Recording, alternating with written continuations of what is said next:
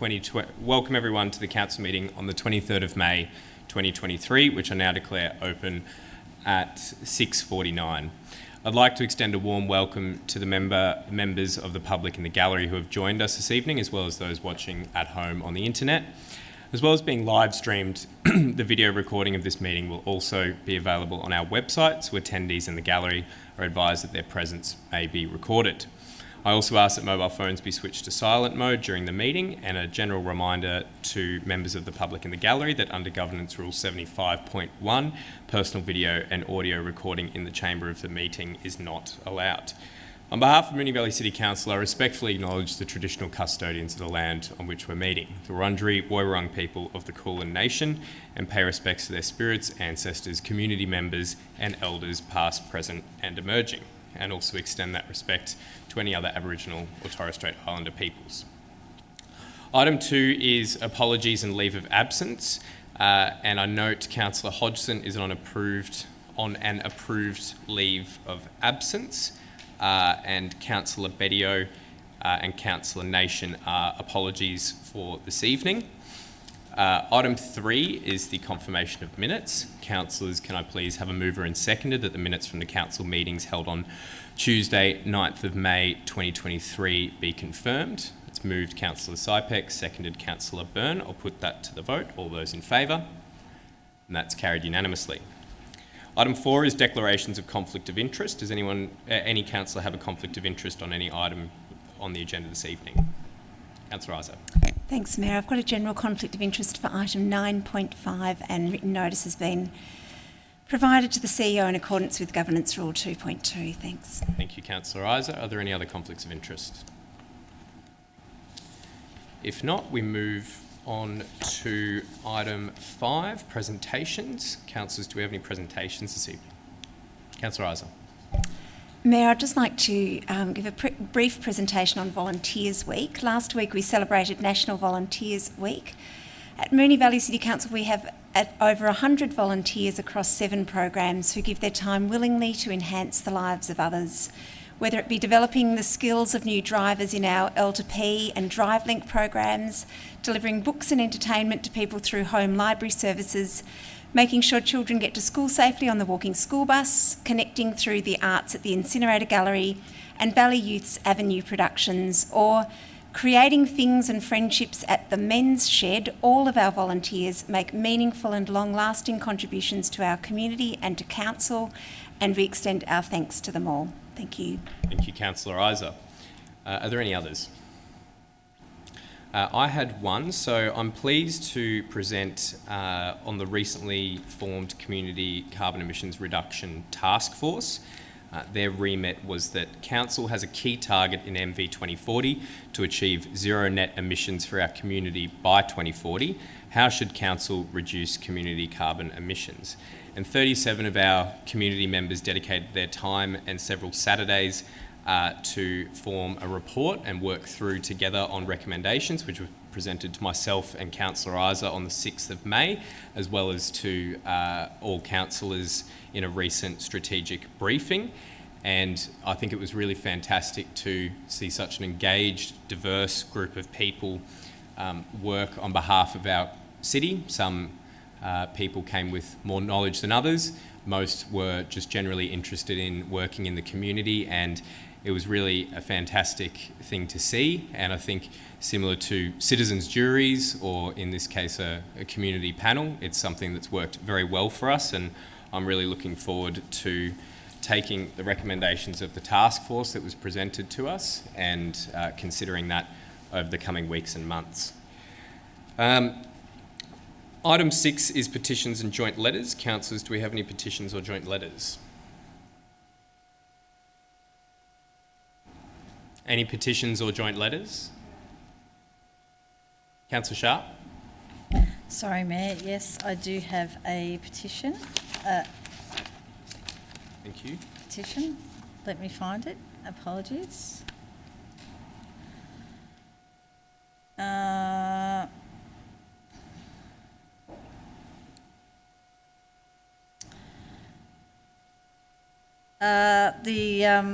Council has received a petition with 63 signatories from residents and business owners in Moonee Valley against parklets in the Essendon North Village precinct. In response to Council's proposed parklet policy, the petition calls for the existing parklets in the Essendon North Village to be removed and for future the precinct to be excluded from future parklet considerations. Thank you, Councillor Sharp. In accordance with Governance Rule 62.4, I refer the petition to the CEO for consideration. We now move on to public question time in items. Yes, thank you. And but the first two questions are from Penny Hocking, who won't be joining us this evening. So Penny has asked, why has the current council subsidised cat desexing program, funded by Animal Welfare Victoria and keenly sought after, not been advertised widely to residents? And I refer to the CEO to respond. Thank you, Penny. Through the Mayor. The funding agreement with Animal Welfare Victoria was set up so that Council could fund veterinarians to provide cat desexing services to community members. Council reached out widely to vets across the municipality, encouraging participation, and only one within the municipality was willing to participate. That particular vet has run a promotional campaign to advertise the desexing initiative. Thank you. Thank you. And the second question is also from Penny, and in her words, how many councillors are aware of this program and have promoted it to their communities? And I refer to the CEO to respond. Thank you, Penny. Through the Mayor, Council is currently working with Animal Welfare Victoria to extend the program, given the challenge to secure veterinarians willing to offer the service in the municipality. Once a decision has been made about whether the program will be extended, Council intends to promote the program within the community with the correct end date. Please note that the organisation does not manage individual councillors' social media activities. Councillors are welcome to share information published on Council's official channels. Thank you. Thank you, CEO. Next two questions are from Jaya Talbot, who will not be joining us this evening. And Jaya has asked, historically significant Crown land at 2 Grice Crescent, Essendon, has been declared as surplus to requirement by the Department of Transport and Planning and is currently up for sale. Did Council receive notification and first right of refusal to acquire the land as per Victorian Government land holding policy and guidelines? And if so, what was Council's response? And I'll refer to the CEO for her response. Thank you, Jar. Through the Mayor, Council has been aware of this property being vacant as of 2015, and it was offered for Council to acquire the site through the government's first right of refusal process in 2017. Council at that time, due to financial constraints, were actively reviewing our asset portfolio to remove underperforming assets, but advised that should the government decide to consider establishing a community hub facility, Council would reconsider the option of becoming the committee of management for the site. We do not have record of receiving further response since then. Thank you. Thank you, CEO. The next one is, will Council consider purchasing the historically significant Crown land at 2 Grice Crescent, Essendon, for the ongoing benefit of our community? Thank you, Jar. Through the Mayor, Council is currently developing a property strategy to ensure, amongst other things, property acquisition considerations are aligned with relevant strategies and plans, including the NV 2040 strategy. This site will be considered in this context. Thank you. Thank you. And our next question is in person from Nemus Kane. Thank you for joining us this evening, Nemus, and please ask your question. Thank you very much.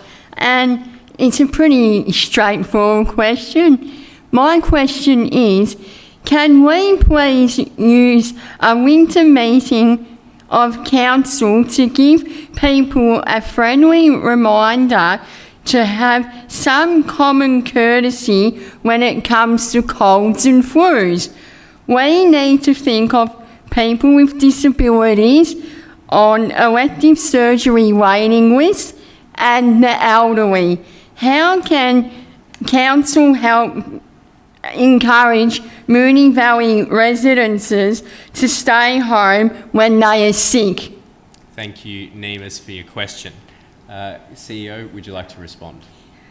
Thank you, Nemus. Through the Mayor. Thank you for your question, and we also really appreciate your regular attendance at our council meetings. While the pandemic is now officially no longer a global threat according to the World Health Organization, COVID, colds, and flu are becoming more prevalent again in our community as winter approaches. Moonee Valley Council is doing its bit. We encourage and allow staff to work from home if they are displaying any cold or flu symptoms but feel well enough to undertake the work duties if they can be done from the homes. Council workers have also been offered a flu vaccination to help reduce the risk of flu in the workplace.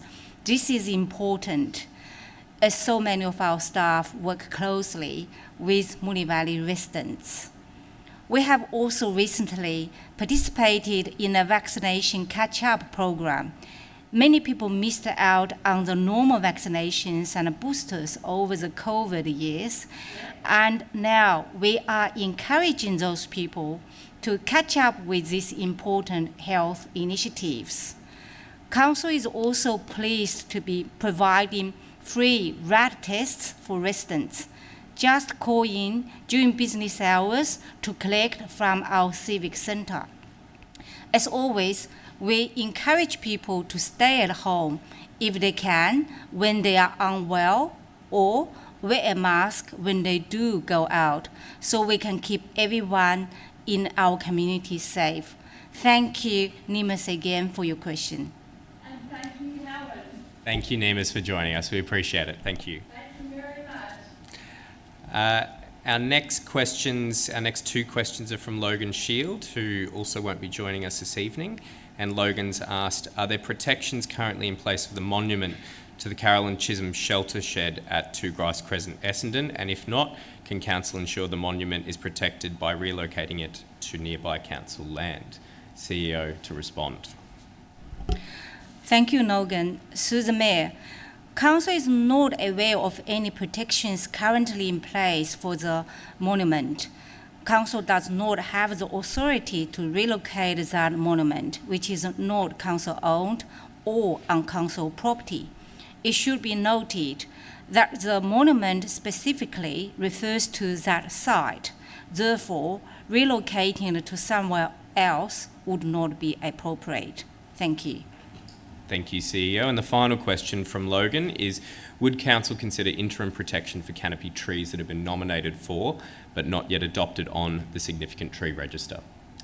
Thank you, Logan. Through the Mayor, Council's activities and general amenities, Local Law 2018, affords protection to canopy trees that are not significant trees protected under the planning scheme. Canopy trees protected by Council's local law are trees with a total trunk circumference of 110 centimeters or more, measured at a point 1.5 meters along the trunk's length from the closest point above ground level. Council maintains a list of trees nominated by community members. This is an evolving document. We maintain this list in between updating the significant trees register. The last update was completed in 2019, and this recommended further updates every 10 years. Any update to the register will require a planning scheme amendment, which is a complex process and ultimately requires justification and approval from the planning minister. we would not consider interim controls because the analytical work to support a request for interim controls would need to be accompanied by a request for permanent controls and accompanying planning scheme amendment. Thank you. Thank you, CEO. And item 8 is reports from delegates. Councillors, are there any reports as your responsibilities as delegates? Councillor Isa. Thanks, Mayor. As the MAV, that's the Municipal Association of Victoria, delegate for Moonee Valley, I attended the State Council meeting last Friday. MAV Council delegates from across Victoria attended the State Council meeting, and interestingly this year, for the first time, we had some workshops on strategic policy that was quite successful. It was really engaging, much better way of engaging with people from other councils rather than just sitting passing motions for 3 hours, resolutions and on the floor. So it was a really important opportunity to show a strong collective voice on matters that affect our communities across Victoria. And some of the key issues for councils currently being targeted by the MAV at the moment include restoring a 50-50 funding split for maternal and child health, improving disaster relief funding agreements, keeping a community voice in the planning scheme, and appropriately supporting councils through the important reforms that are being introduced, like the decriminalisation of sex work. We did also debate a full agenda of resolutions from member councils as well. Thanks very much. Thank you, Councillor Isa. Are there any others? If not, we move on to item 9, reports, and the first is 9.1, 995, 1001 Mount Alexander Road and 1 Thorn Street, Essendon. Councillors, do I have a motion? Councillor Sharp. Thank you, Mayor. I have an alternative motion to what has been distributed in the agenda. Yep. What is your alternative? Which is that Council resolves to issue a notice of decision to amend a planning permit in relation to planning permit application number MV-753-2021-A at 995 to 1001 Mount Alexander Road and 1 Thorn Street, Essendon, in brackets Lot 1 on Title Plan 666520T, Lot 1 on Title Plan 612435N and Lots 1 and 2 on Title Plan 668431G, in brackets, for the use of the land for dwellings, construction of a multi-storey building in a commercial 1 zone and design and development overlay, in brackets DDO 3 and DDO 10, close brackets, a reduction in car parking requirements and alteration of access to a road in a Transport Zone 2 in accordance with the following. Condition 1A deleted. A new condition 1S to read as follows: the location of loading bay warning light on ground floor plan. Next point, a new condition 1T to read as follows: any private garage spaces within the basement car park and details of garage door height clearances, which are to be a minimum of 2.1 metres, including when doors are in an open position, end of brackets.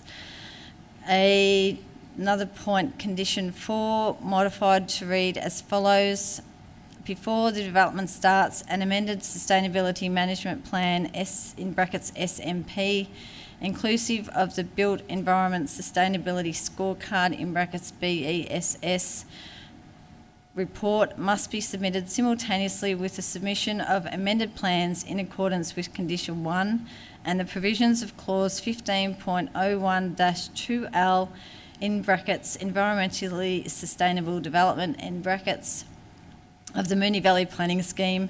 The provisions, recommendations and requirements contained in the SMP must be implemented and complied with to the satisfaction of the responsible authority. And another point, condition 7, modified to read as follows: the provisions, recommendations and requirements contained in the Waste Management Plan prepared by Impact Traffic Engineering and dated 15th of December 22, must be implemented and complied with to the satisfaction of the responsible authority. Thank you. Thank you, Councillor Sharp. And before I call for a seconder, please take a drink of water and a breath after reading that out. Is there a seconder? Councillor Sypek. Councillor Sharp, would you like to speak to your motion? Thank you, Mayor. This development was approved at VCAT, and what we have before us is some minor amendments to the built form which are positive to the residential area or the residential interface. There's some increase to the side boundaries, and the substation has been moved. There's also been a change to the dwelling configurations whereby there's more 3-bedroom apartments included in this development than the previous application. So basically the changes are quite minor, but obviously they have to come to council for approval. One thing that was noted on here in the recommendation that has been put forward by officers is a change to the parking spaces allocated to the retail tenancies. The retail tenancies have only increased by 83 odd square metres, although unfortunately some information we've been provided is stating that is a larger area. However, based on the plans that are actually in front of us that were advertised, the total ground floor area is 1,710 square metres. Unfortunately, I think condition E, which was originally proposed, which related to allocating 3 extra car parks to the residential tenancies, may have been decided on some potentially incorrect figures, because the retail tenancies have only increased by 80 odd square metres. There's really no change to that. The main change with these amended plans was in relation to some setbacks and whatever, as I mentioned before, and some dwelling configurations. But one of our biggest complaints in Buckley Ward in particular is the issue with on-street parking, and the fact that when these larger developments go up, there is too much parking on the street. And in many cases, if development applications that come to us, in most cases really, there's not enough car parking at all.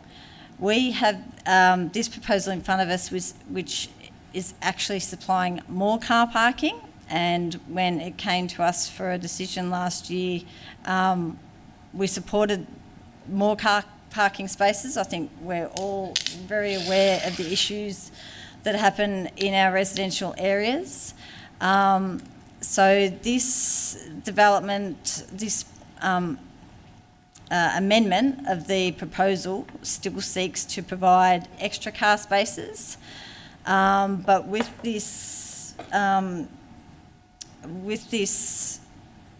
floor area and the proposal for the extra car spaces to be allocated to retail, I've deleted that because I think it's extremely important to make sure that enough car spaces, or as many car spaces as possible, can be allocated to the residential apartments.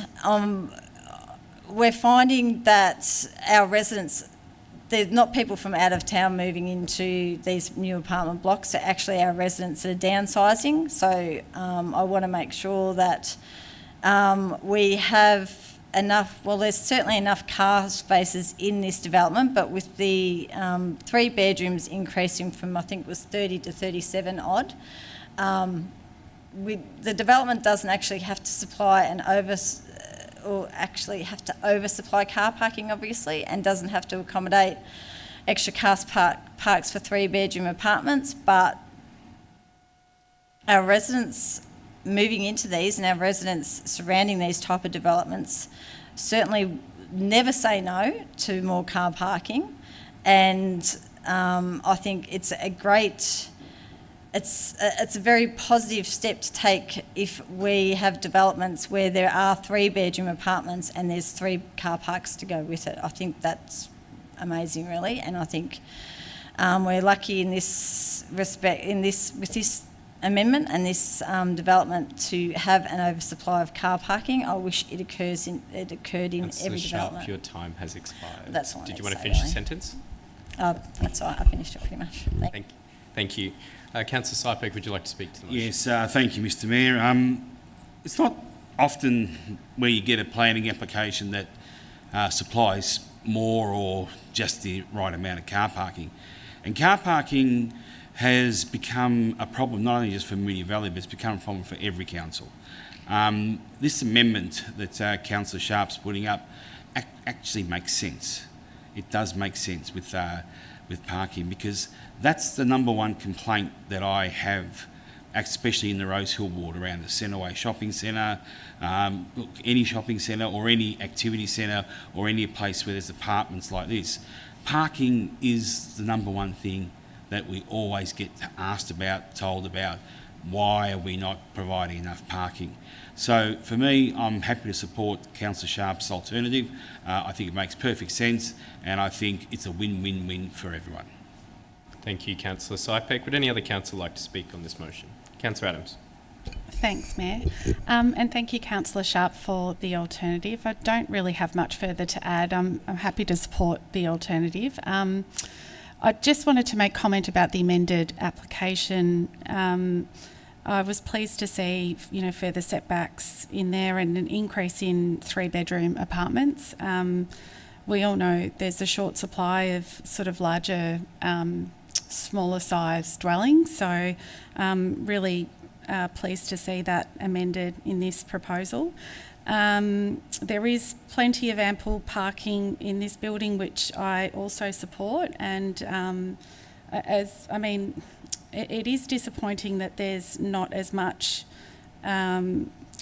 retail space, car parking being supplied, noting that the original application required 25 and only 8 were provided for.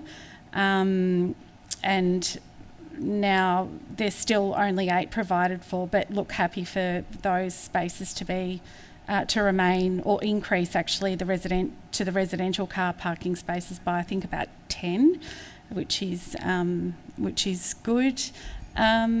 Look, as we all know, on-street parking in this particular area actually is at a premium, and anything we can do to accommodate vehicles inside this building instead of forcing them onto, congested surrounding streets is a good thing. Thank you. Thank you, Councillor Adams. Would any other councillor like to speak? If not, I will put that to the vote. All those in favour? That is carried unanimously. Item 9.2 is review of the extension of the operation and heating of the Keilor East Leisure Centre outdoor pool. Councillors, do I have a motion? Councillor Sypek, you weren't moving a motion, just scratching? Okay. Councillors, do I have a motion? Councillor Byrne. Thank you, Mayor. I'd like to move that Council resolves to Please take a drink of water. Sorry, haven't spoken for a bit.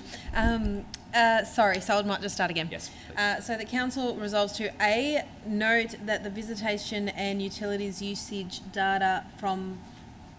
Sorry, it should just be note the. Visitation and utilities usage data from the extended opening of the Keilor East Leisure Centre outdoor pool.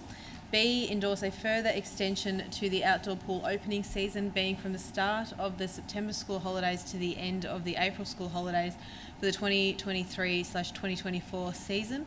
C, note that a hot weather opening procedure for the Keilor East Leisure Centre outdoor pool will be negotiated for inclusion in the management contract. And D, request a report come back to council by, I'll change that to by March 2024 that includes the visitation and utilities usage data from the extended opening of the Keilor East Leisure Centre outdoor pool and feedback on the closure period to inform a decision for the following season. Thank you, Councillor Byrne.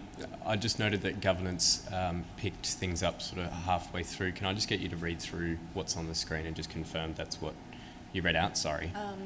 Note the visitation. I normally read off the screen. I don't know why I didn't today. Governance, could we zoom in on the screen if that's all right?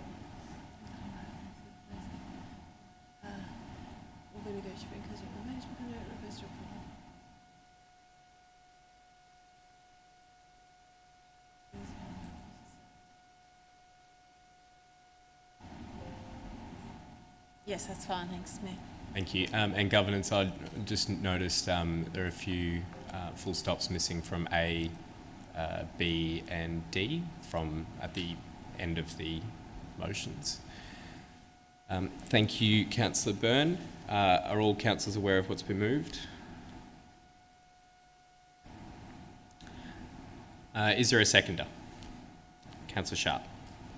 Councillor Byrne.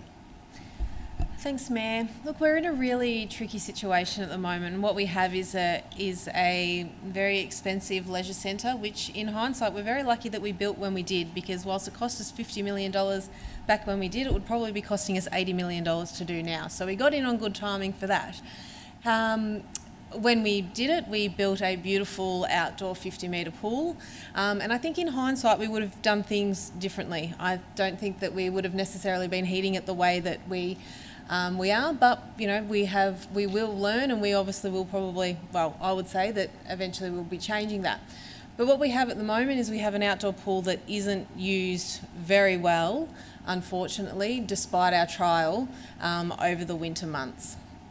I want to acknowledge that there are lots of lap swimmers that do use this. However, the report in front of us, after we trialled it, has come back and said that actually the usage is quite low. The officer's recommendation is to have the pool open between the end of mid-November through to the end of March.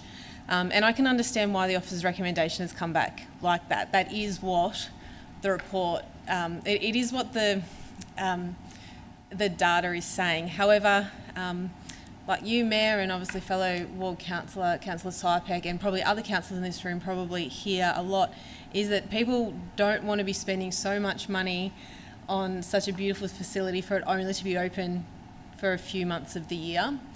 It is a brand new pool, and sometimes it does take a while for regular users to come to use the facility. So instead of just stripping it right back, which, as I said, I can understand why that has come back as a recommendation, I think that we should have it open for a little bit longer. It really hurts me to say that we'll be closing it over winter, but for a handful of people, it just isn't, it's really hard to justify that spend in this sort of a climate at the moment. In saying that, I've put in point D to say that if we got lots of feedback from people saying we desperately want the pool open over winter, we've got another winter that we can potentially look at it. Things can obviously change.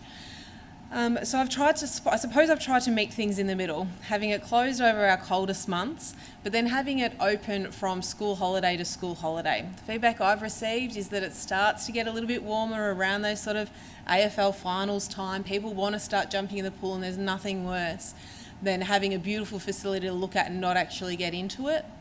So if we can get into it by September, people can use it through spring and summer. And then the other thing that I used to get a lot of feedback on is, depending on where Easter fell and the end of March, is that if we actually were closing our outdoor pool the day school holiday started, for the sake of keeping it open that extra couple of weeks, I think that we'll be pleasing a lot of residents. This may not be perfect, and as I said, it really hurts to know that the pool will be closing for a period of time. If it doesn't work, we can change it. Likewise, I think that if having it only open for 4 months, I think that that's just too harsh on the community. The community love this pool. There's been petitions for this pool. There's been a lot of laps swum in this pool, and I want to make sure that we continue to do what we talk about a lot, which is creating a healthy Moonee Valley, and by doing that, we're going to have the infrastructure to support that and have that infrastructure open.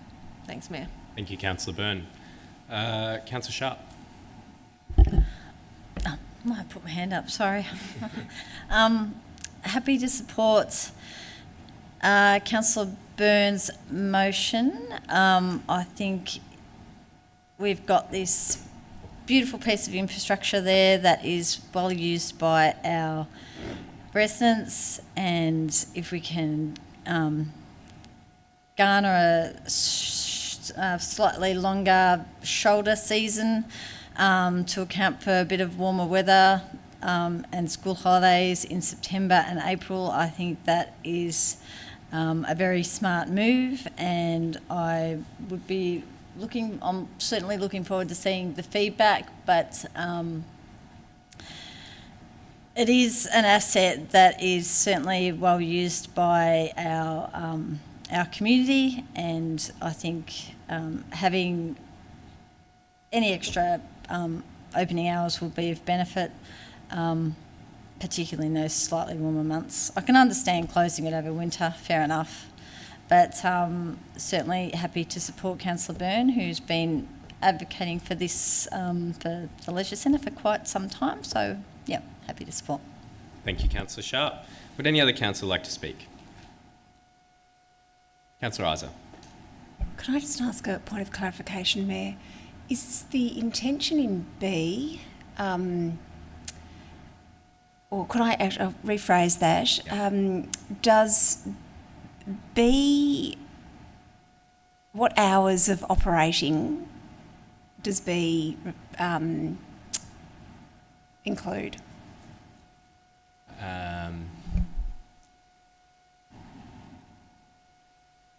Can I clarify, Councillor Isa, is your question whether the implication is beyond general opening hours? Is that...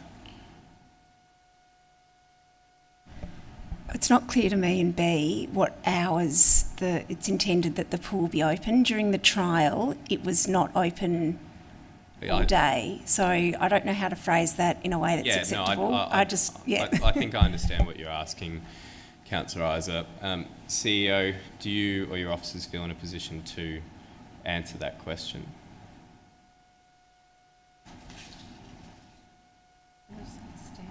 So I would think the questions for the mover, Councillor Byrne. Or the mover of the motion? Well, my intention was for it to be the standard hours. The hours that have previously been operating over the last 12 months. Noting that they were different. Well, no, the standard summer hours just for consistency. It was also my understanding that we don't, as councillors, we sort of set it at that policy level as opposed to prescribe hours, so I was mindful of not doing that. Yeah. But Yeah. Councillor Isa, obviously the mover of the motion can give the intention, but it would be up to the officers and the contractor to implement. Do you have a follow-up question? No, look, that's fine. Would you like to speak to the motion? Yes, yep. Thank you.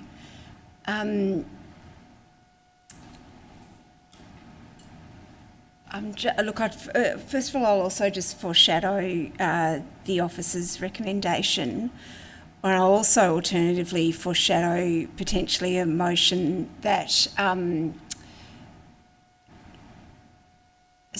changes September to November. I'm just thinking about whether to move an amendment and potentially try to clarify the hours of opening as well, because I don't think the motion is clear in terms of which hours it's intended that the pool be open, because during the trial the outdoor pool was open for a couple of hours in the morning and evening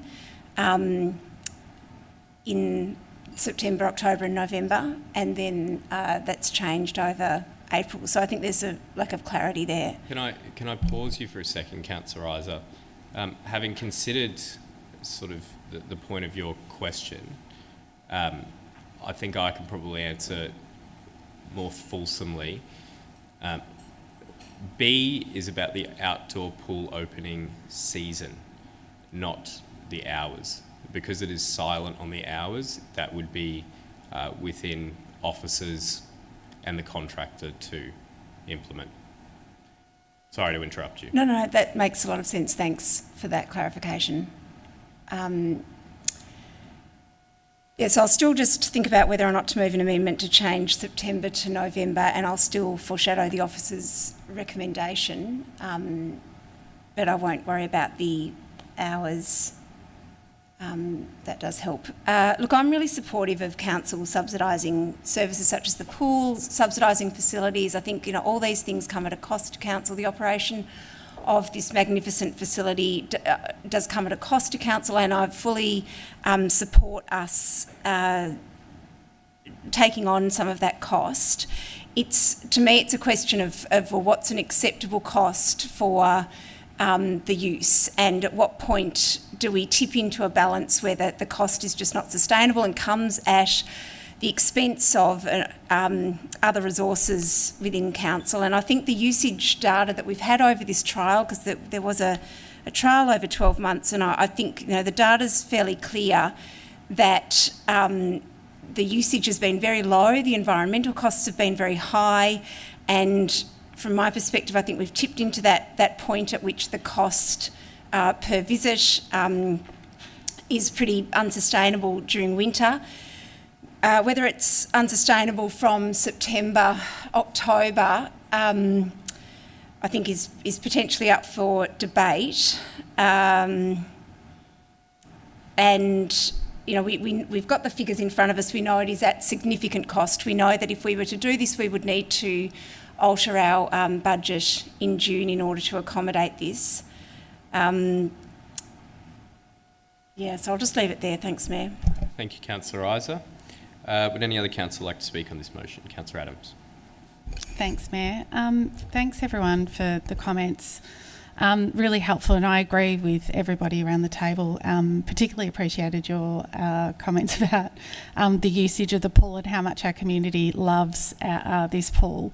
I know people that travel all around Moonee Valley actually to use it, not just Killer East residents close by. I guess I kind of agree with Councillor Isa in terms of the cost and also trying to clarify as well the hours of opening, because if the intention is to leave it to officers, I guess between those times, I feel that if the hours were to decrease to just like a couple of hours in the AM and the PM, it would sort of contradict the intention behind keeping it open during school holidays. So, if the officers or operationally they decided to keep it open just for, 7 till 10 or whatever, and then close it at 10 o'clock during school holiday, then it kind of defeats the purpose of opening at that time. So I appreciate you trying to clarify that, Councillor Isa, because it's something that I was sort of considering when reading this report. We know that the estimated cost, the actual cost of operating the outdoor pool for the extended season was over $330,000, according to the report. So it's easy to sort of make an assumption that, for the extra time that we're going to be opening mid-September and extending to April, will probably be around a similar or comparable costing. I mean, it's a huge impact to our operational budget, which will then impact potentially on our capital works budget. That's in the remit of the organisation, I guess, to make those decisions. But it then does place extra pressure operationally or on the capital works budget, which we're all trying to sort of balance in June. I probably need to start wrapping up my thing. I still don't really know where I sit. I don't think with the current wording I can support this motion if it doesn't clearly state exactly, because the difference, I guess, between opening in 14th of September, whatever school holidays start in September. Sorry, could I ask for a few, maybe another minute? Finish your point. If the intention is obviously to open for school holidays, then it needs to be open all day, and I think the extra cost sort of doesn't justify, I guess, opening it for, you know, those extra 6 weeks. So maybe as a compromise, I would support a November opening to give an extra month. I think December is too late. Thank you. Can I please just make one more point, please? Seconds. I'm in full support of this pool, outdoor pool. I've got many friends that are regular users, and it's a shame actually that we can't keep it open for longer. I'll leave it at that. Thank you. Thank you, Councillor Adams. Would any other councillor like to speak? Councillor Sypek. Thank you, Mr. Mayor. I've been on this council for quite a while now, and I can't tell you a better time that I have full trust in our CEO and our officers to organise the times for this pool to be opened. They are the experts. They've gone to school, they've gone to university, they've studied this. I have full faith in them, Mr. Mayor. And for the cost of it, what is this cost? What are we talking about here? What do you say to a family whose children want to go to the pool when it's 35 degrees and we say, no, sorry, the season's not open yet? Well, I don't want to do that anymore, Mr. Mayor.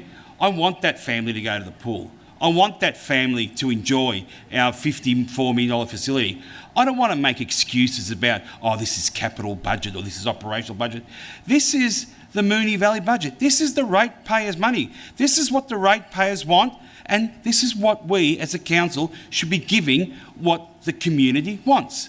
And the community wants to go to a pool when it's over 35 degrees. And if that's in September, fantastic. I fully support what Councillor Byrne has put in here, and I fully support our CEO and our officers to make the right decision, and it won't impact this budget in any way whatsoever. And if we have to have cuts, well, we've got the perfect excuse. Have a look at the budget that was delivered today, Mr. Mayor.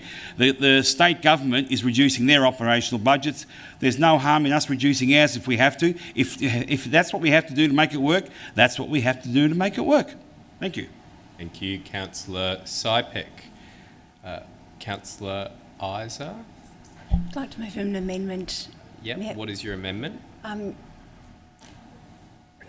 Could I move an amendment to amend point B to read, endorse a further extension to the outdoor pool opening hours, or being from the start of November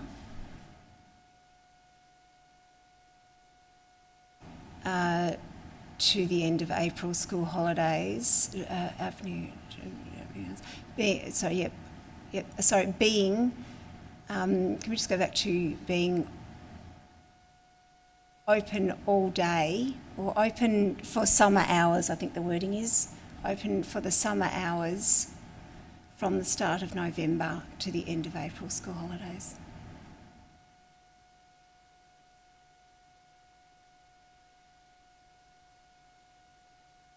No, that's right, yep.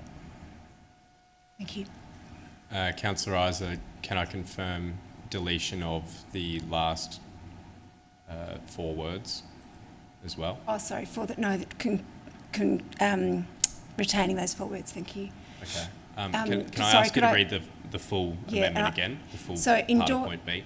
I might just change hours back to season as well. Endorse a further extension to the outdoor pool opening season, being open for the summer hours from the start of November to the end of April school holidays for the 2023 to 24 season.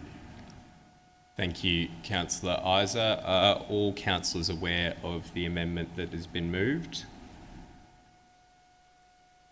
Yes. Is there a seconder? Councillor Adams. Councillor Isa, would you like to speak to your amendment? Yes, thank you. Carrying on from the points that were made earlier, I think that it would better serve it would be better use of the financial resources that are required to extend the opening of the pool to concentrate the openings in this way. I doubt that the previous version of the motion would lead to the intended outcome of the pool being open all day from September to November, because the weather just wouldn't support that, the usage wouldn't support it, and I doubt that the operation would support it, particularly given the usage during the trial. So if we are prepared to put some extra financial resources behind the pool being open, and if we do want people to make the use of it in weather that's in Melbourne, in temperate climate Melbourne, that's actually, where swimming is a preferred outdoor activity, I think this is a better use of our resources. The point C does allow for the negotiation of an agreement that the pool will be opened, for example, where the weather is over 30 degrees. So that's the point of including that point C, such that there is a hot weather program. So that scenario that perhaps hasn't been catered for previously and has caused people some frustration is dealt with in point C and doesn't need to be addressed in point B. I appreciate wanting to keep the pool open a little bit longer. When it came to the chamber last year, I think I was in support of extending it by a couple of months either side, and so I do see that that's beneficial to the community. I think this strikes a better balance and a better use of our resources. Thanks. Thank you, Councillor Isa. Councillor Adams, would you like to speak to the amendment? Yeah, thank you, Mayor. Look, I do think this is a good compromise. I like that it's open for the summer hours. I think having changing it, from having it an extra sort of 12 weeks to 6 weeks extended is a good compromise. It'd probably be a saving, I think, from what I've read in the report, over maybe close to $150,000 saving just by opening in start of November rather than middle September. So I think that is a good compromise. Again, I'm just going to say again that I'm disappointed that we can't utilise this, pool, I guess, for all of the year. It's such a magnificent build, and yeah, it's a real shame. But I think this sort of strikes a bit of a balance, and in our current financial situation, responds to that while still sort of keeping in mind the health and wellbeing of our community and promoting wellbeing. So happy to support this, and also just wanted to reiterate that point C does address Councillor Sypek's concerns about hot days. So any time during the year that we have temperatures over not just 35 degrees, Councillor Sypek, but 30 degrees, the pool will be open on those days. So I think that's been addressed there, and happy to support this. Thank you. Thank you, Councillor Adams. Would any other councillor like to speak on the amendment? Councillor Byrne. Thanks, Mayor. Can I ask for the amendment to be split, please, considering they're two very different bits? I'll consider it. I might speak on them as two different bits, because I think that could... I think that's probably better to split it, because that's definitely an option now. So the first bit was... that was changed was confirming that it was the summer hours. I have no issues with that. That was probably my intention, but without getting involved in the hours, I think it's probably good that that is in there. Of course, we wouldn't want to have pools open for school holidays and have them open in the morning and in the evening. You would obviously want them open in the middle of the day. some of the feedback that I've had, and we did struggle with getting the hours right during the trial. We had them open approximately between sort of like 6 and 9 and then 4 till 7. One of the issues that we had with that was that a lot of people like to come for a swim after school drop-off, and the outdoor pool would be closed. Also, they wanted to come for a swim at that 10 o'clock class when there was a water aerobics class going on inside, so they wanted some space outside. That was an issue. And then there was the other group of swimmers who wanted to come for a swim on their lunch break. So there was a few groups of people that unfortunately we missed by shortening the hours. So I think having it for the normal standard hours, we're going to get better data in terms of exactly how many people and at what times want to use it. So I am supportive of that bit. The second part was changing it from the start of the September school holidays to November. I don't agree with that part. I don't think we build a multi-million-dollar pool to only have it between November and March. We have an average temperature in Melbourne in October of 20 degrees, and there are a lot of people in the pool now in May that'll definitely be in there in September and October. And I just think that we're really, if we're reducing the trial of what we had, I think that we're reducing it 2 months. So I grant that it's 1 extra month, but the community's not going to be happy. It's going to be something that I will definitely be, obviously, I really hope that this party's split, because it's really not good having the outdoor pool open in November. We've had many complaints about this year after year. When we opened the pool, we opened it in October. We didn't open it in November. So, so 50-50 for me in terms of how I'm going with this one. We love our pool, and we do have a choice to keep it open longer, and I hope that councillors can see fit in that. Thank you, Councillor Byrne. Would any other councillor like to speak on the amendment? Councillor Sypek. So, Mr Mayor, we spent $54 million building a magnificent facility, and then we just lock it up for 6 months. You know what we're doing? It's like watching a little child look into a candy store knowing that it's within reach, but they can't have it within reach. Are we serious? Are we now quabbling over a couple of dollars? What, because we're worried about our little capital works projects that we've got on, in the budget that we don't want to alter because, the operational budget might adjust a little bit? Everyone wants this open. The officers want it open. The Moonee Valley community wants it open, and it's up to us here to decide whether we're going to lock it up for 6 months or not. Well, Mr Mayor, I'm not going to be the jail keeper here. I'm going to be the person who opens this place up to the community. I want it open. I'm not going to lock it up. Thank you, Councillor Sypek. Councillor Sharp, I think you're the only councillor who hasn't spoken on the amendment. Would you like to speak on it? Having considered Councillor Byrne's request, sorry, do you have a point of order or a point of clarification?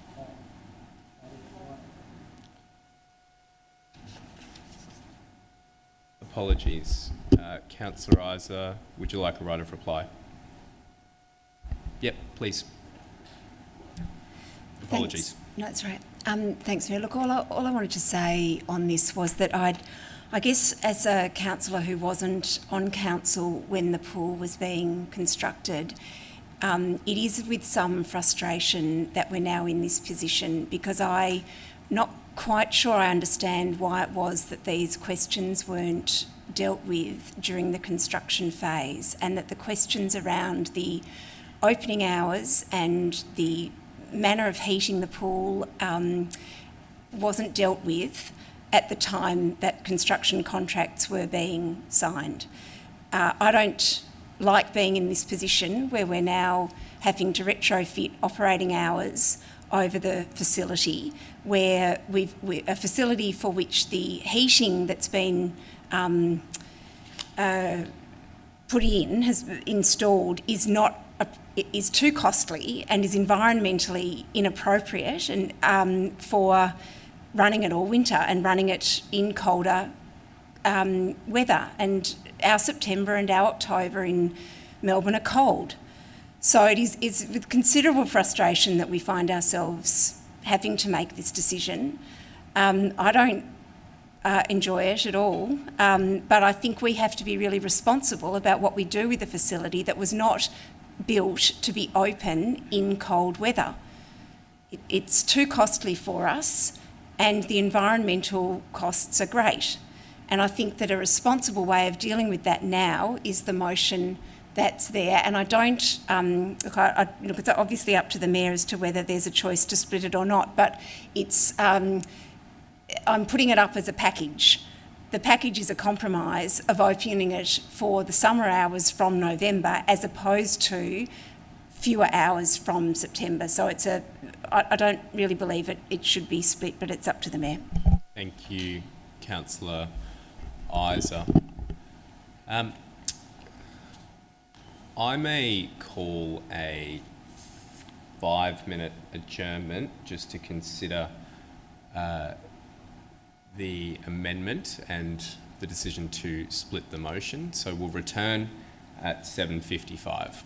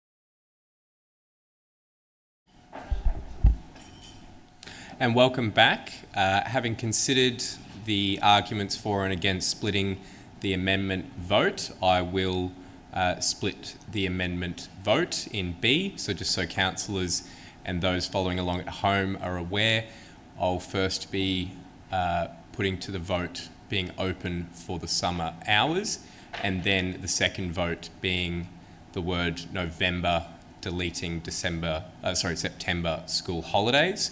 So with that said, I will put the first part of the amendment to the vote. All those in favour? That is Councillor Adams, Councillor Byrne, Councillor Isa, Councillor Sharp, Councillor Tyson, and all those against, Councillor Sypek. I declare that part of the amendment carried, and we now put the second part to the vote for November deleting September school holidays to the vote. All those in favour? And that is Councillor Adams, Councillor Isa,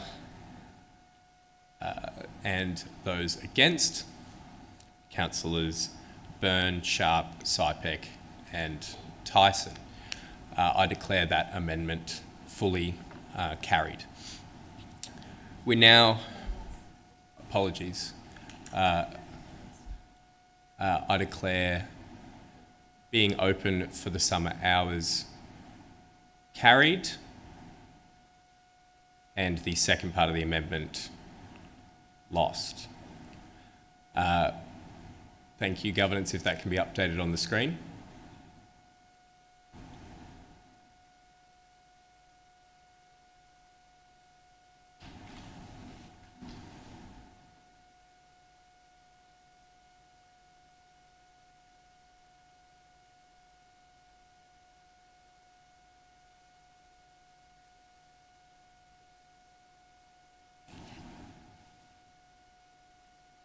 Mayor, just while we're waiting, could I ask for the substantive motion to be split A, C and D and then B separately? I'll take that on board, thank you.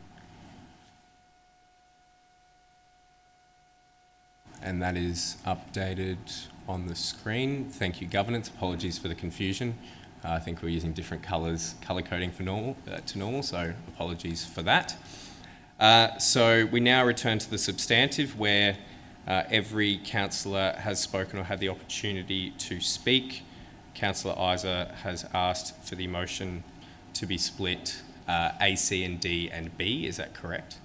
Thank you.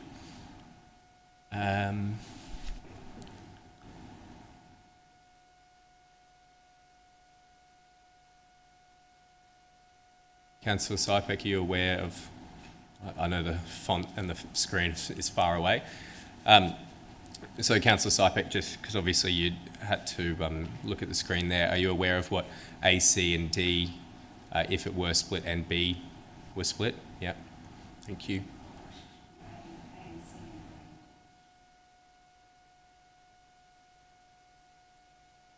Having considered the request, considering the lack of time to debate, I won't accept the request to split. I'll put the full motion to the vote. Are all councillors aware of the motion? I'll put that to the vote. All those in favour? That is Councillor Byrne, Councillor Sharp, Councillor Sypek, Councillor Tyson. All those against? Councillor Adams, Councillor Isa. I declare that carried. We now move on to 9.3, response to notice of motion number 2020/32, strategic planning for Racecourse Road and Union Road precincts. Councillors, do I have a motion? Councillor Byrne.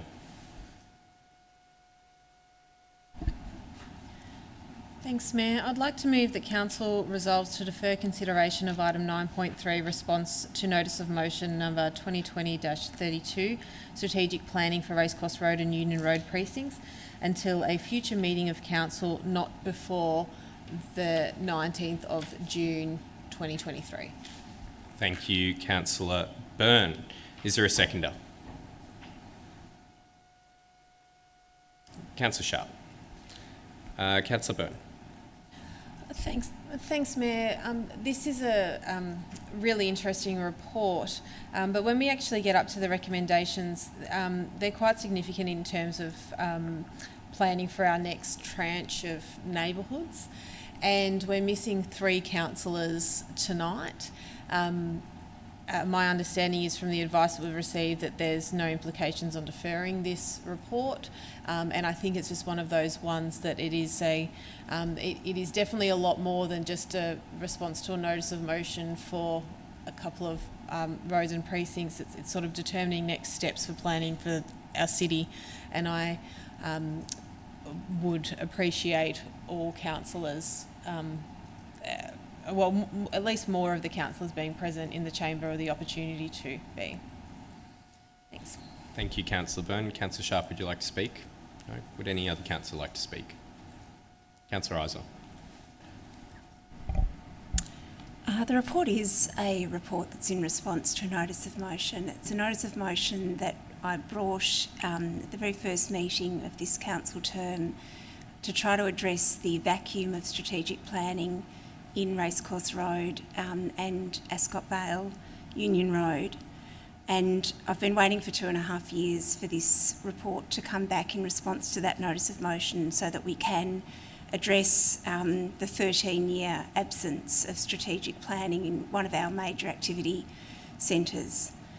I don't think the report needs to be deferred. I think it can absolutely go ahead now, but I'm happy to support the motion because 2 Moonee councillors aren't here tonight, and this is obviously of great importance to all councillors in Moonee ward. So I'm happy to support the motion, and I'm not speaking in dissent or against the motion. I just want to be clear that the notice of motion was brought for the very purpose of this report. And I wholly support the officer's recommendation. Thanks. Thank you, Councillor Isa. Would any other councillor like to speak? Councillor Adams. Thanks, Mayor. I don't think I'm in support of the deferral. I understand the need, obviously, for... I know that there's going to be a report coming back to talk about other strategic planning for other neighbourhood plans for the planning process that was established under the MV 2040 process. Under MV 2040. I'm happy to, support the officer's recommendation. I guess maybe I'll just foreshadow the officer's recommendation if there isn't support for the deferral. I know we're getting a report back to discuss all these other things that need to urgently be done as well. The capacity of our officers is, limited, and things are just going to be done when they're done anyway. So I don't see that there's going to be any hold-ups or anything anyway. So, won't be supporting the deferral, understanding that there's going to be another report coming back to address the other neighbourhood plans. Thank you. Thank you, Councillor Adams. Would any other councillor like to speak? Councillor Sypek. Thank you, Mr Mayor. I too have been waiting a long time for this plan, and I'd like to thank Councillor Isa for bringing it to Council's attention. But I also have a lot of respect for our other 2 colleagues who aren't here from that ward. And like all decisions that I make, I really do make them actually in the chambers here. I don't preempt anything. So I really would have liked to have heard what my other 2 colleagues would have said about this. So for me to defer it for 2 weeks, I don't think is a big ask. I don't think it'll change much in those 2 weeks.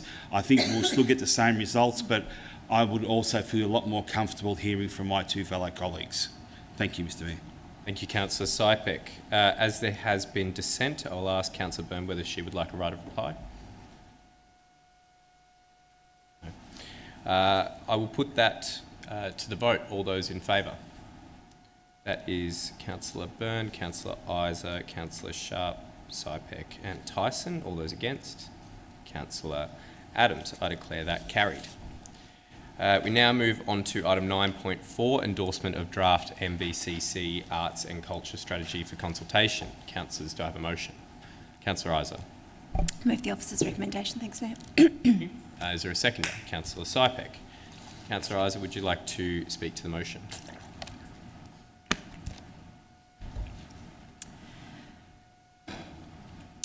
Thanks, Mayor. Sorry. When you look back in history at different civilisations, sometimes it's the case that architecture's survived. But more often than not, all we have from past civilisations is, in fact, ideas and art. And artistic expression is so integral to life, wherever and whenever. But I'm not going to give a lecture on art history or the history of the civilisation of, so don't worry, Mayor. I just want to say that this strategy that we're putting forward is one of the most important strategies, I think, that we will be putting forward in our council term, because the value of art and culture to our life in Moonee Valley just cannot be overstated.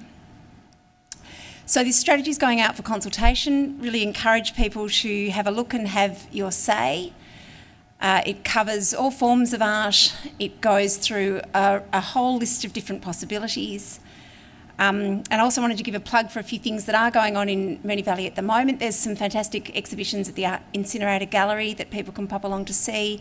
There's the open mic session this Sunday evening at the Clock Tower Centre, and there's also the Australian Ballet School doing their annual performance at the Clock Tower Theatre this Friday as well. So have a look at the art that's going on in Moonee Valley and please have your say on this terribly important strategy. Thank you. Thank you, Councillor Isa. Councillor Sypek, would you like to speak to the motion? Mayor, and Councillor Isa is correct when she says, from our history, what is always left is the culture and the artefacts. And, you know, there are papers written on it, there's, professors, doctors, all sorts of studies on this. But, you know, and it doesn't matter what kind of art or what kind of culture it is, it's art and culture. Councillor Sypek, your microphone. Yeah, it's art and culture. So I fully support this, but I also fully support that we have the right art and the right culture here and not sort of go down the path of some of our colleague councils that have gone into some sort of very, very obscured kind of art forms, which I probably wouldn't agree with, but I'm sure our officers will be able to filter all that kind of stuff out. So fully support this plan. Thank you, Mr Mayor. Thank you, Councillor Sypek. Would any other councillor like to speak? Councillor Byrne? Thank you, Mayor. I'll start by acknowledging Councillor Bedio and Councillor Nation, who have really championed a lot in this space. I'm mindful that they're not here tonight, but I'm also mindful that this is a draft, and my understanding is that they are okay with this one going through. There's been back of lots of notices of motions to sort of get to this point. I'd also like, further on to that, sort of some of my thoughts and what's written in the report, just so people online are aware, is that the annual operation net cost to council for the provision of arts and culture is approximately 3.3 million. This includes expenditure related to staffing, civic events, the Clock Tower Centre, Incinerator Gallery, art exhibitions, the art collection and the Moonee Valley Festival, which Councillor Sypek I know will be very happy about, and other activations. It is partially offset by income from venue hire, sponsorship, catering and program fees. The proposed annual capital budget for 2023-24 arts and culture is approximately $340,000. So we do have a significant investment in this space. And this is a draft, so it'll be very interesting to see what the community has to say about that. I note what Councillor Sypek says. There are some councils that have put out art recently. Wyndham comes to mind and Yarra comes to mind. Art, I suppose, is meant to trigger various emotions, and those particular pieces of artwork and many more have done that. If the community doesn't want us to progress with various things like that, it's probably a good chance to say there's been lots of contribution to get to this point, and now we're at this point. There is another opportunity, assuming this gets approved tonight. It's an interesting one. I wasn't sure whether I would necessarily be supportive of it, but I note how hard this has been worked on from when we've had one of our first briefings to where it landed, with a bit more of an action plan, and I do greatly appreciate that extra bit of work that went in. It definitely makes me feel more comfortable with it, but I'm looking forward to seeing what we get out of it, out of the consultation. So thank you, Mayor. Thank you, Councillor Byrne. Would any other councillor like to speak? If not, I will put that to the vote. All those in favour? That is carried unanimously. Item 9.5, endorsement of electric vehicle charging station 31 to 33 Dudley Street, Essendon North. And I note Councillor Isa has declared a conflict, so we'll allow her to leave the chamber.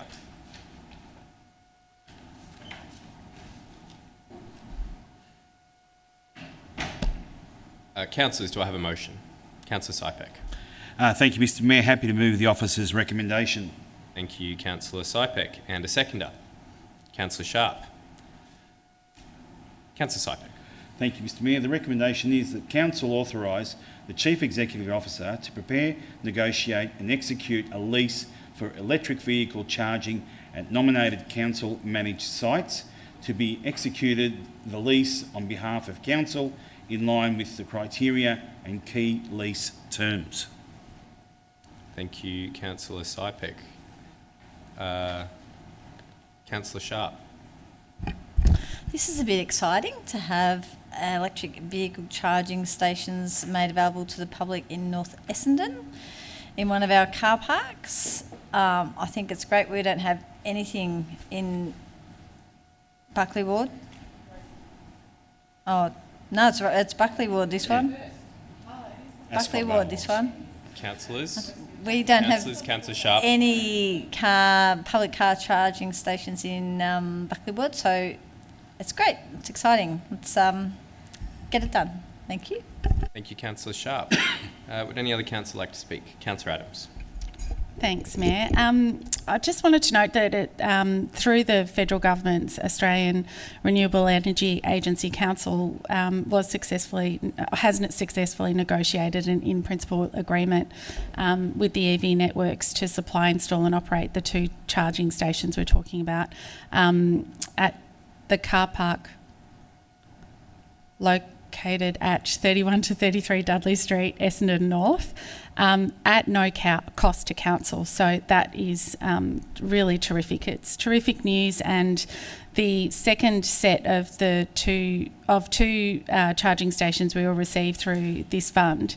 The first 2 charging stations were installed at 66 to 68 the Parade, Ascot Vale, and following the positive community feedback and environmental benefits achieved, Council authorised officers to commence a publicly advertised EOI process to determine the feasibility of expanding the network across Moonee Valley. This nominated site in Essendon North will be consulted on before the commencement of any works with all relevant stakeholders, including directly impacted residents and traders, and I'm pleased that we are working towards supporting the transition of electric vehicles and hope that we can work through any issues that emerge through the consultation process with our community. Thank you. Thank you, Councillor Adams. Councillor Byrne, you're the only councillor who hasn't spoken. Would you like to speak? Thanks, Mayor. I will. I think this is quite an exciting thing. It's another part to our, I suppose, step forward in creating, heading towards our MV 2040 goals. It's quite interesting that Buckley Ward is the area that has probably doesn't have as many of these charges yet, considering it's probably where I see the majority of the EVs, but maybe there's something to do with that's because people who have the EVs are having them in garages and have the appropriate infrastructure in their garages and it caught up. Obviously down at the parade it's been quite successful there. This will be our second one. I'm mindful that there are also public infrastructure, or there is infrastructure at Airport West Shopping Centre and down in MPAC as well. One of the things that I will note though is that whilst I definitely see the need for this, and there's been a lot of... Oh, sorry, Mary, did I say something? Apologies to Councillor Byrne. Nothing to do with you. I was just seeking officer's advice. Oh, okay, no problem. I'll seek it after you finish speaking. Apologies. Please continue. No, that's okay. I've lost my train of thought a little bit. What was I saying? about No, that's okay. I'll add an extra 30 seconds to your speaking time. I don't think For I my, need it, for 'cause I my can't remember rudeness, what I was please saying. continue, Councillor. No. I think what I was going to say in a roundabout way is I'm very mindful that there's been a lot of work lately in terms of priorities of where people want us to be spending money in order to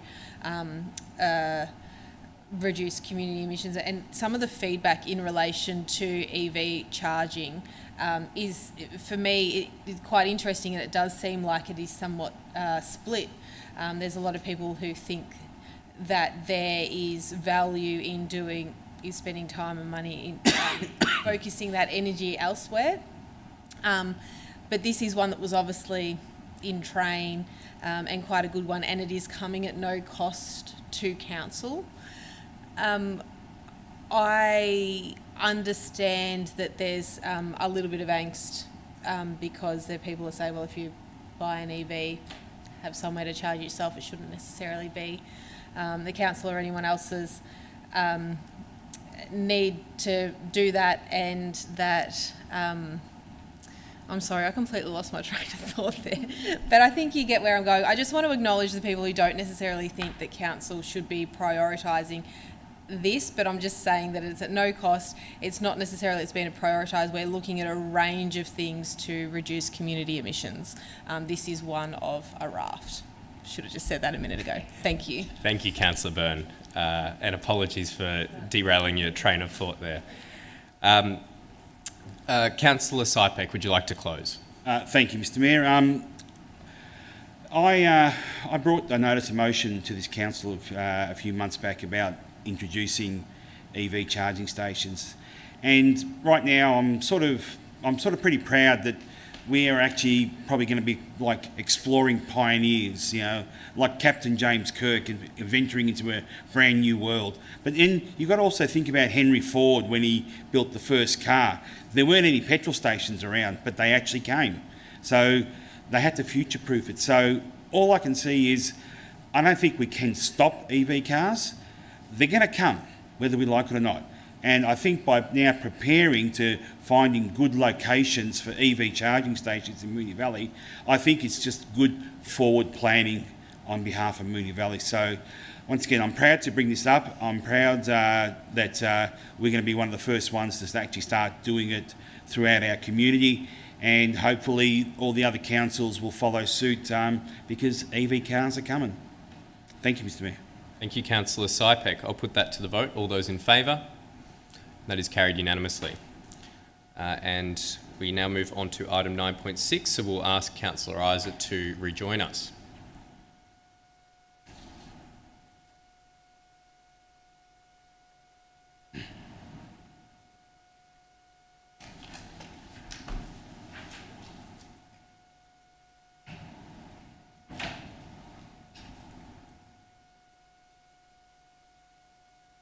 Welcome back, Councillor Iser, and I note you're wearing the Bombers colours to celebrate their fantastic win over the weekend.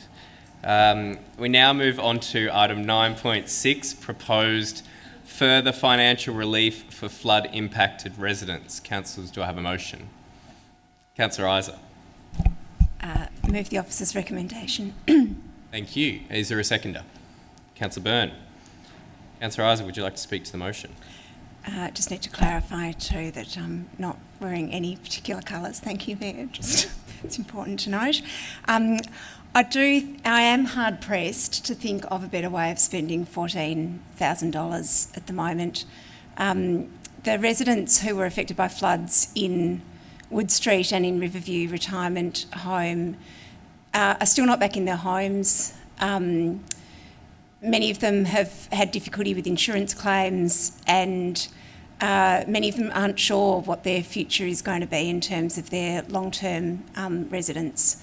So I think for council to extend the waiver of rates for those properties and homes is entirely appropriate. And as I say, I can't think of a better way of spending this relatively small amount of money for us, but hopefully it gives some relief to people who are still quite traumatised by the events of last October. Thank you. Thank you, Councillor Isa. Councillor Byrne. Thanks, Mayor. I still remember sitting in Riverview a few days after the floods and hearing directly from a lot of the residents and management, and it just being really heartbreaking that floodwaters that were an inch or a few inches over their skirting boards were absolutely going to destroy their lives and their futures. And people are still really, really feeling the effects of those disastrous floods. One of the questions that came that day was, what can council do financially to help? And at the time, we weren't really sure. There's obviously a lot, wiping rates and whatnot, that we obviously have Local Government Act and things that we have to follow, and we couldn't really commit to anything at the time. And then very gratefully we got a report back that the team put together. When did we get that report back? I think it was very soon afterwards, November or December, which the team worked on, and it was a fantastic report. And then it had that option, obviously, to get another report, which we have here, to be able to further extend that support. I have my fingers and toes and everything crossed that we don't have to extend this again, because I really do hope that all people want to do is to get back into their places. But if people aren't living in our city right now, I don't think it's fair that we would be charging them rates. So this is just a small bit that we can help for people who have suffered considerably over the past few months. I'm very happy that we can do this, obviously, for the Riverview Retirement Village, but also to the residents in Ascot Vale as well. Thanks, Mayor. Thank you, Councillor Byrne. Would any other councillor like to speak? If not, I'll put that to the vote. All those in favour? That is carried unanimously. We now move on to item 10, notices of motion. And councillors, we have two listed on tonight's agenda. 10.1, I call on Councillor Byrne to present her notice of motion titled Notice of Motion number 2023/20, Status of the FJ Davies Centreway Master Plan. Thanks, Mayor. I'd like to move that Council requests the CEO to provide a report back to Council by September 2023 on the current status of the SJ Davies, in brackets Centreway, master plan that was consulted on in 2019 for potential endorsement. The report should also detail works that have been undertaken in this space since consultation occurred. Councillor Byrne, I think I misheard you. In the first sentence, was it FJ Davies or SJ? FJ. FJ, thank you. Sorry, I misheard you. Thank you. Is there a seconder? Councillor Sypek. Councillor Byrne. Thanks, Mayor. Look, Victoria's largest dust bowl needs a renovation desperately, and we've been chipping away at it for quite some time now.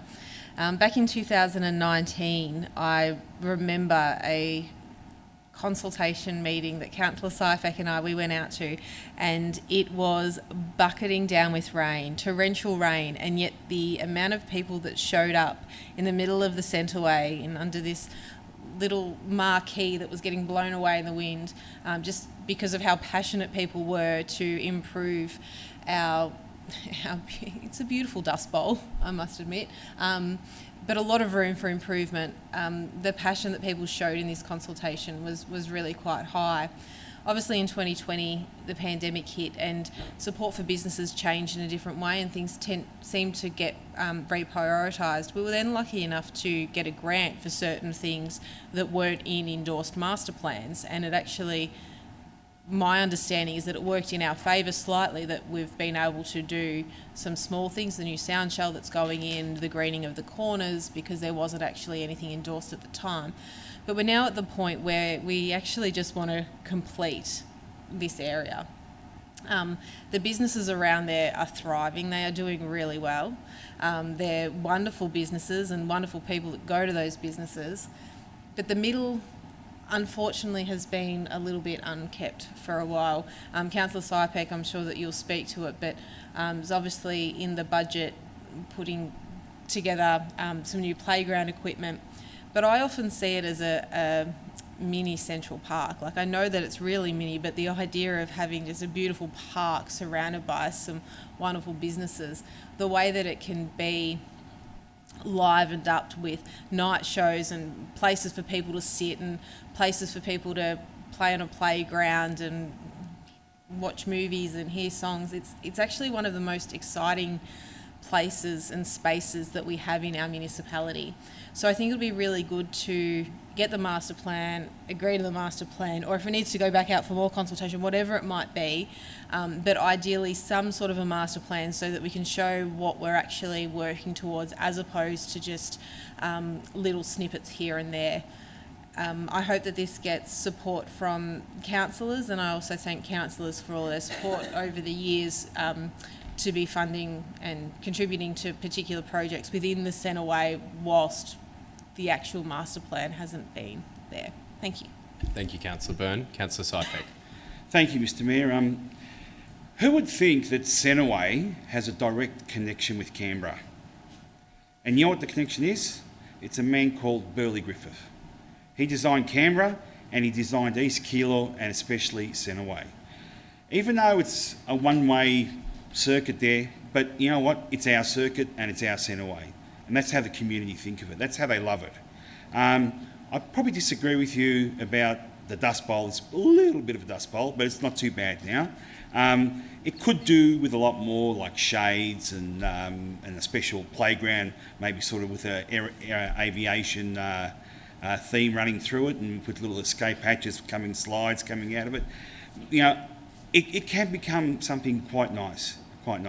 So I'm very, very proud that East Keilor and Centreway was designed by Burley Griffith, and I hope that story get passed down to the generations, because I don't want it to be lost. So that's why I'm saying it today, so it'll be forever recorded.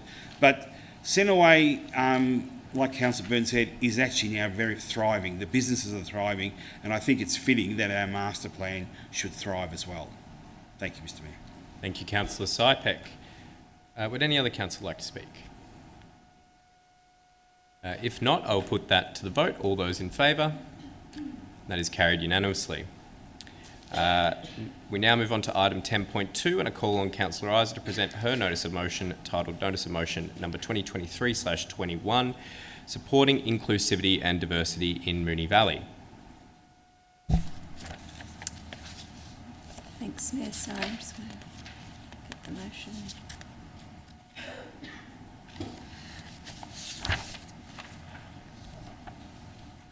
Thank you. I'd like to move that Council resolves to support the CEO, organisation and Moonee Valley community to hold inclusive activities and events that celebrate our diversity of gender identity, sexual orientation, religion, colour, disability, cultural and language backgrounds and all protected attributes. We stand firmly behind the principle of equality as protected by human rights frameworks. Thanks. Thank you, Councillor Isa. Is there a seconder? Councillor Adams. Councillor Isa. Thanks, Mayor. Increasingly and unfortunately globally, we've seen intrusions into local democratic space in an era of anti-government extremism, typified by a lack of trust, conspiracy theories, far-right ideologies, vilifying minorities, a sort of radicalisation of anger, anxiety and alienation. We've seen the impacts on this locally in Victoria through actions targeting and vilifying LGBTIQA+ communities and individuals. It's part of a wider harassment and denigration and hatred of government and disregard for human rights playing out in a frightening way globally. This fusion of extremist behaviours and antagonism managed to intimidate some councils into closing their doors during Ida Hobbit events in order to keep primarily library staff and community members safe. Local governments have been and are likely to continue to be at the front line of this battle against extremist and hateful views. And being at the front line, councils are looking to the state government for some support in managing these challenges. This was part of a motion at the MAV State Council last Friday. While councils consider how to preserve safe democratic space and manage the threats to this, it's also important that we as councillors stand very firmly behind our staff and community in their exercise and preservation of human rights. And this motion refers to the sorts of events that we as a council held last week, our Rainbow Story Time at all of our libraries last week and at Crown Street Stables, our event on Thursday night that unfortunately had to be postponed due to illness, and all of the events that we hold throughout the year, including our youth events that celebrate our diversity. The right to be who we are and celebrate our diversity of race, gender, sexuality, age, disability, and not let hate-filled ideologies scare us into being silent in the face of, let's face it, white supremacy.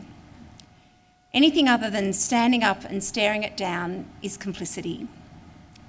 And while staff should never be in harm's way and must always be safe at work, we as community leaders need to make it absolutely clear that equality is not negotiable in Moonee Valley, and we will stand up and stare down any attempts to diminish in any way the human rights of our Moonee Valley community. Thanks. Thank you, Councillor Isa. Councillor Adams. Thanks, Mayor, and thank you, Councillor Isa, for bringing this motion and for your speech. I wholeheartedly agree, and this is a very timely motion, actually, given, recent events around other councils that have experienced harassment. I'm really pleased to support this motion and reiterate our support to the LGBTQI community and diversity of gender identity, sexual orientation, religion, colour, disability, cultural and language backgrounds. Thank you. Thank you, Councillor Adams. Would any other councillor like to speak? If not, I will put that to the vote. All those in favour? That's carried unanimously. We now move on to item 11, which is urgent business. Councillors, are there any urgent business? If not, we move on to item 12, confidential reports. And the next, we have two, on the agenda this evening. Councillors, I need a mover and seconder that Council resolves to close the meeting to the public pursuant to section 66(2) of the Local Government Act 2020 to discuss the following matters as they are considered confidential under the terms of section 3(1). 12.1 property matters contains confidential information relating to A, council business information, being information that will prejudice the council's position in commercial negotiations if prematurely released. C, land use planning information, being information that if prematurely released is likely to encourage speculation in land values as it contains commercial property information as it relates to property acquisition. And 12.2 CEO employment matter containing confidential information relating to F, personal information, being information which if released would result in the unreasonable disclosure of information about any person or their personal affairs as it contains personal information of an individual employee. That is moved Councillor Sypek, seconded Councillor Byrne. I'll put that to the vote. All those in favour? It's carried unanimously. We've now reached the point in the evening where we say goodnight to viewers in the public and at home. Thank you for joining us this evening, and I close the meeting to the public at 8:37. Thank you.